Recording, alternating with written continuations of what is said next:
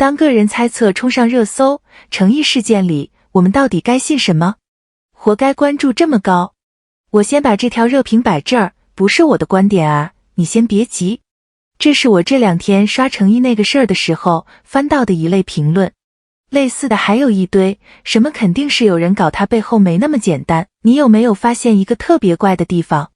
一件有人被威胁了的事，全网聊得最起劲的，居然不是他现在安不安全，而是到底是谁干的。你品品这个错位。宝子们，今天这期我不站队，不猜幕后，一个人我都不指认。我想干一件更有用的事儿，把这件事当成一堂课来上。上完这堂课以后，你再刷到任何一条炸裂的热搜，脑子里都能自动多转一道弯。咱们从一个问题开始，然后你会发现，回答完这个，又冒出来一个更大的。先说这次到底发生了什么？据网络上的信息，诚意疑似遭遇了人身方面的威胁，车辆被泼漆，还收到了含威胁内容的匿名邮件。这些目前还没有官方定论，我只能说到疑似这一步。具体细节我不展开，一是很多没有实锤，二是说白了，那种内容多讲一个字，都可能是在给坏人递灵感。我个人的态度很明确，这种事放哪个时代都是恶劣的。一个靠作品走到一线的演员，本分分拍戏，凭什么要承受这个？这不是他的问题，一点都不是。好，第一个岔路口来了。你现在闭上眼想一下，关于这件事，你脑子里那一堆信息，真正已经被证实的有几条？我掰给你听啊。疑似收到威胁，这个有一定信息来源，但也就是网络流传，算半确定。到底是谁干的？为什么这么干？是不是某某方面在施压？这些呢？0，一条实锤都没有。这就是我想让你看到的第一件事。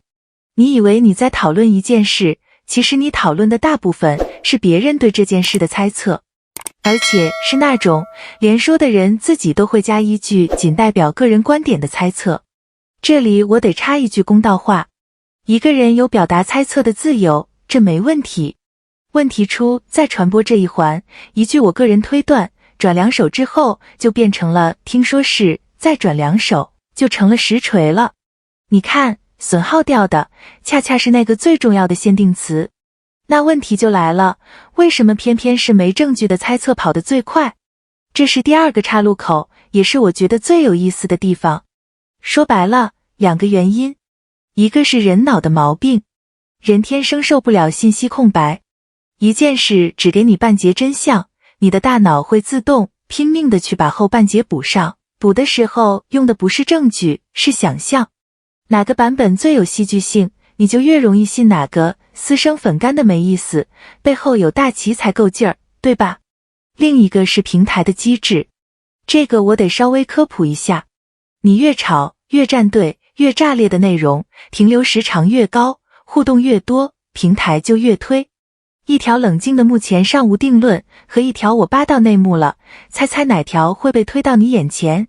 所以你看，不是大家坏，是这套系统天然的奖励猜测，冷落事实。而在这中间，谁最惨？是当事人。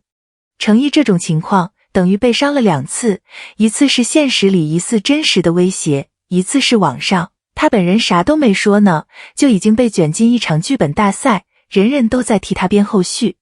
这话我是认真的。宝子们，如果你是真的心疼他，最有力的支持可能恰恰是那件看起来最没劲的事，不转发未经证实的猜测。真正的保护不是帮他猜出凶手，而是别再帮谣言加速。好，聊到这儿，第3个更大的问题浮出来了。网上有句话我们都听过，越红风险越大。这次很多人也在说，那我就想较个真，这句话到底是情绪还是真的成立？我倾向于认为它真的成立，但得说清楚是怎么成立的。你想想看，一个人越红意味着什么？行程越透明，人脸越容易被识别，公开活动越多，跟陌生人的物理距离越近。红本质上就是被极大量的陌生人持续关注，这里面绝大多数是善意的宝子，但只要基数够大，极小概率的恶意，乘上一个巨大的分母，就会变成一个不容忽视的绝对数字。这不是玄学，这是概率。所以程毅这次的遭遇，从某个冷静的角度看，恰恰是他走到一线的一个代价，一个他本不该付却被迫要付的代价。这跟他做的好不好，人品行不行，半毛钱关系都没有。相反，我一直觉得他身上有一点特别难得，行得正，走得直，心里坦荡。就我观察到的，这次他本人和团队并没有第一时间跳出来在网上开撕、卖惨、带节奏，而是相当克制、低调。我个人特别欣赏这份沉得住气。至于他们具体怎么处理的，我没有第一手信息，不乱说，但从原则上讲，遇到这类事，最专业的做法本来就该是走正规渠道，而不是把它变成一场网络狂欢。行，聊了这么多，该上今天的知识点了。这段就算你不是程毅的粉丝，也建议你记一下，以后用得上。我拆2块。第一块，艺人遇到人身威胁，一套专业流程大概是怎么走的？第一步，威胁评估，判断这是泄愤式的骚扰，还是有具体可执行的伤害计划，这俩的应对完全不同。第二步，固定证据，所有邮件、痕迹、监控原样保留，绝不自己先改动。第三步，报警，交由公安机关处理，这是核心，不是自己上网破案。第四步，恰恰是不公开细节，因为公开威胁内容，有时反而会激励模仿者，或者给对方递话。你现在明白了吧？为什么当事人往往选择低调？那不是心虚，那恰恰可能是教科书式的正确。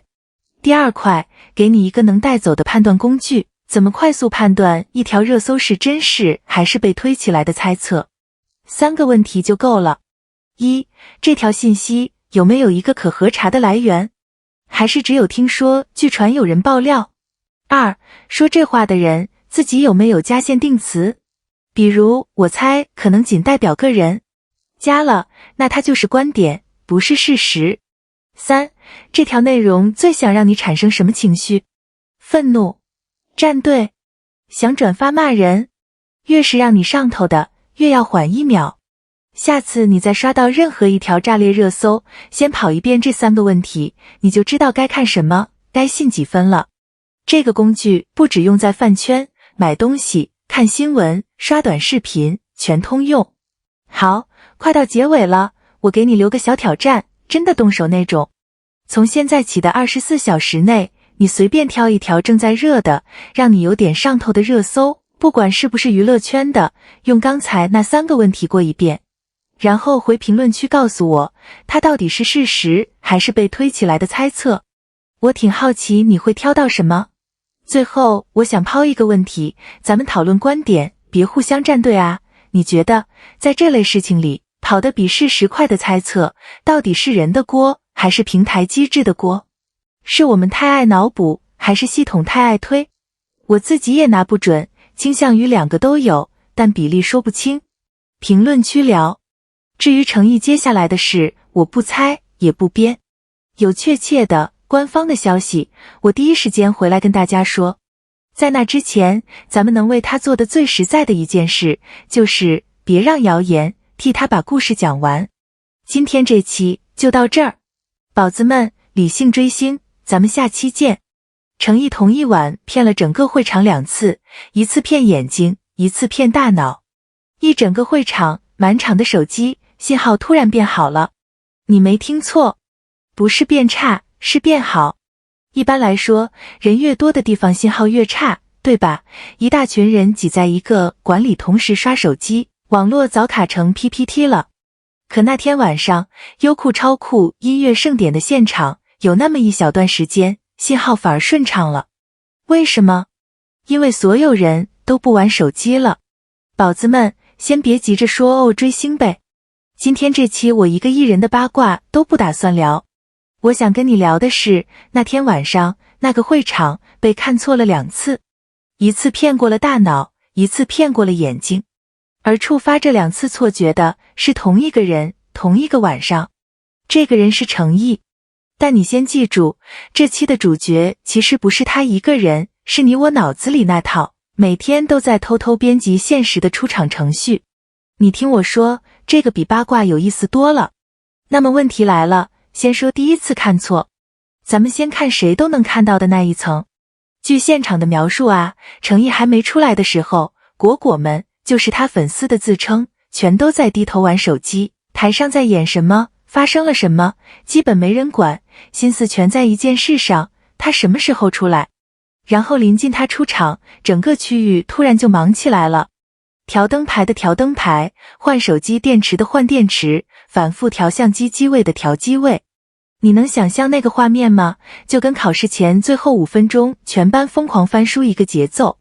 等他一上台，好多人激动到直接站起来举着手机拍。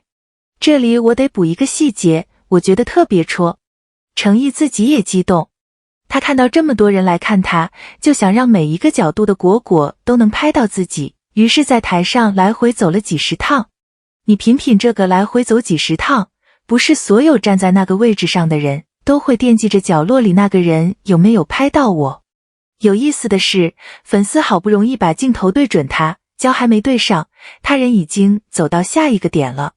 就两边都手忙脚乱，两边都特别真诚。有报道形容说，像初恋里的小情侣，热乎是真热乎，笨拙也是真笨拙。这个比喻我觉得挺准的。好，画面说到这儿，谁都看得懂。别家的粉丝还调侃了一句，程毅一上场，现场手机信号都变好了，因为果果们全去拍他，顾不上刷手机了。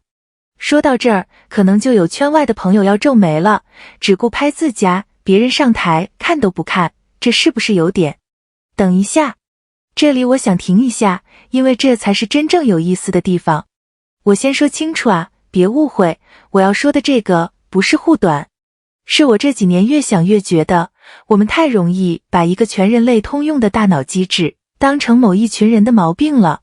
你有没有过这种经历，在一个特别吵的饭局上，全场几十个人在说话，嗡嗡一片，你其实一个字都没在听，但突然隔壁桌有人叫了一声你的名字，你唰的一下就听见了。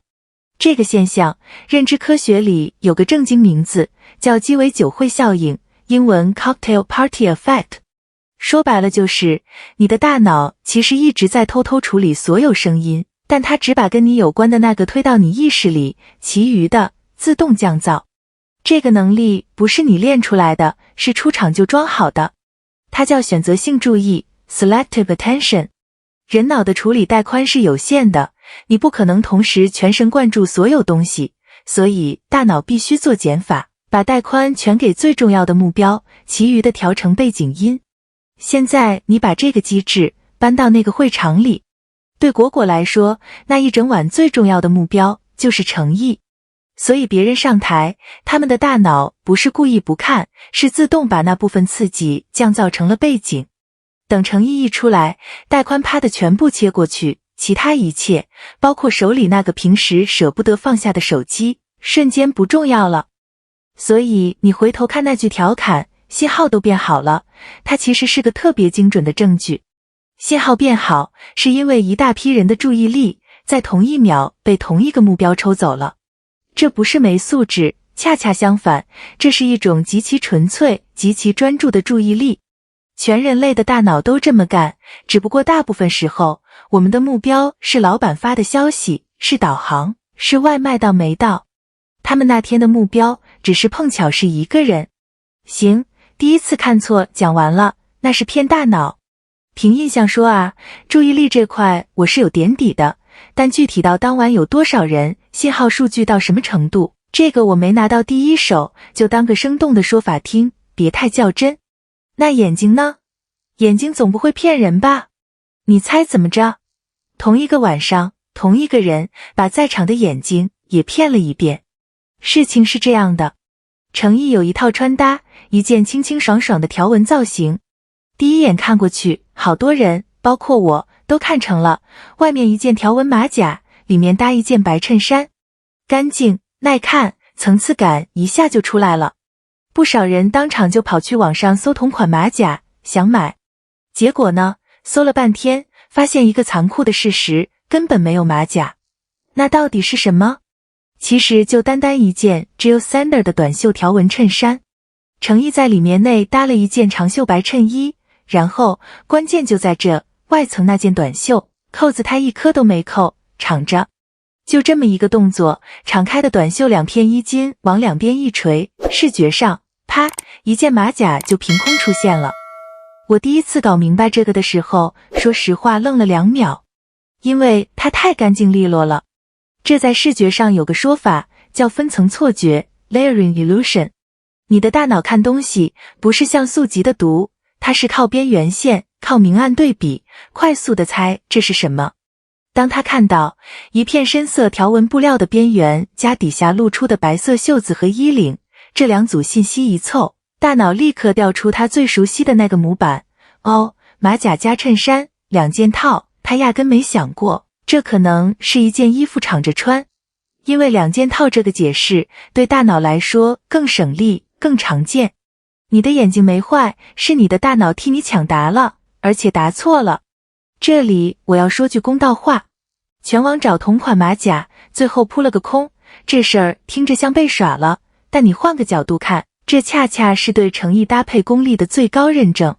宝子们想想，能用一件基础款短袖，靠一个不扣扣子就骗过那么多双眼睛，让人心甘情愿去找一件根本不存在的衣服，这是本事。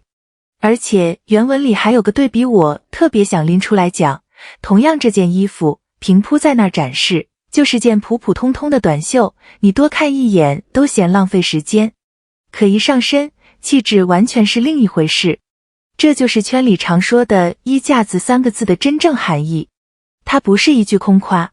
一件衣服穿出高定感，靠的是身材管理，是版型判断，是知道自己什么比例，知道哪一颗扣子该敞开，这些是能拆解、能学习的硬功夫。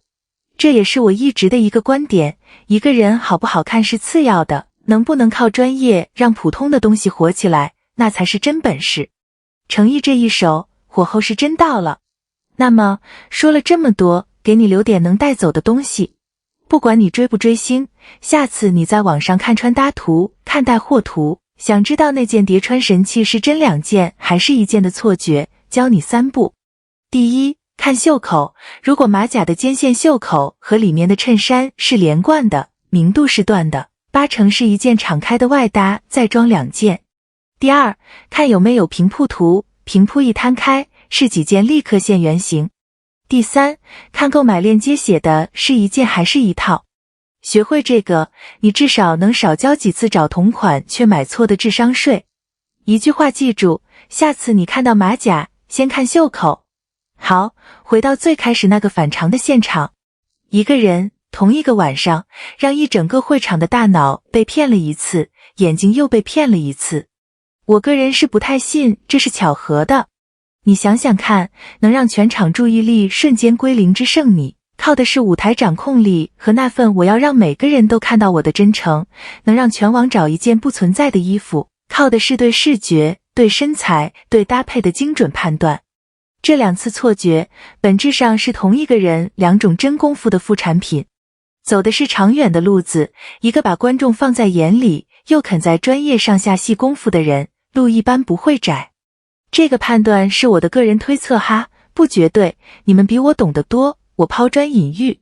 最后给你留个小挑战，你去把诚意那套穿搭的平铺图和上身图找出来，摆一起对比着看30秒，然后回评论区告诉我，你第一眼把它看成了几件，以及一个我自己也没想明白的问题，评论区聊聊，这一次全场看错，到底该算他太会穿，还是算我们这颗大脑本来就太好骗？